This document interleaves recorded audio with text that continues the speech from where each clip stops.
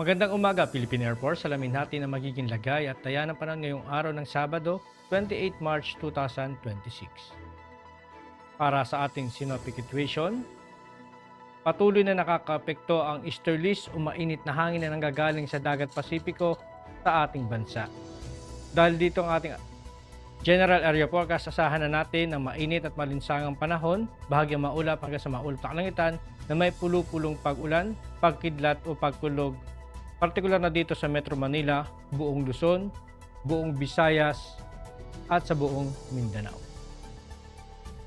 Para naman sa ating flight level wind chart, asahan naman natin na manggagaling ang hangin sa silangan hanggang sa hilagang silangan. Ito ay may mahina hanggang katamtamang lakas ng hangin. Ngunit asahan naman natin na malakas o katamtamang lakas ng hangin dito sa may parteng Visayas at Mindanao.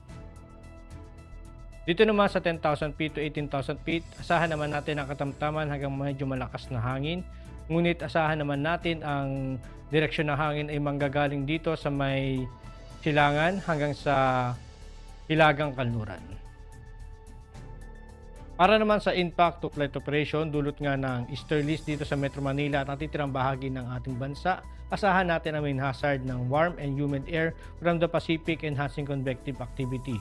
Ang impact naman nito sa atin dito sa Rotary, asahan natin ng mga localized thunderstorm and light turbulence na maaaring makaapekto sa ating mga operasyon lalo na sa dakong hapon. Sa fixed wing naman, asahan naman natin ng mga generally fair with possible isolated Charlie Bravos causing short-term delays or turbulence.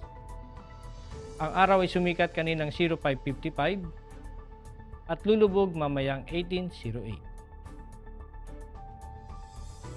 Meron naman tayong 79% increasing moon illumination. At para maging updated sa lagay at taya ng panahon, ipalo lang ang aming social media accounts ng Air Force Weather Center. At yan lang po lagay ng ating panahon ngayong umaga at sa ngalan po ng aming commanding officer na si Colonel Alvin John Cugador Pap Jesse. Ako si Staff Sergeant Edmar B. Sagadraca Jr., Philippine Air Force Weather Broadcaster ng Air Force Weather Center. Muli magandang umaga, Philippine Air Force.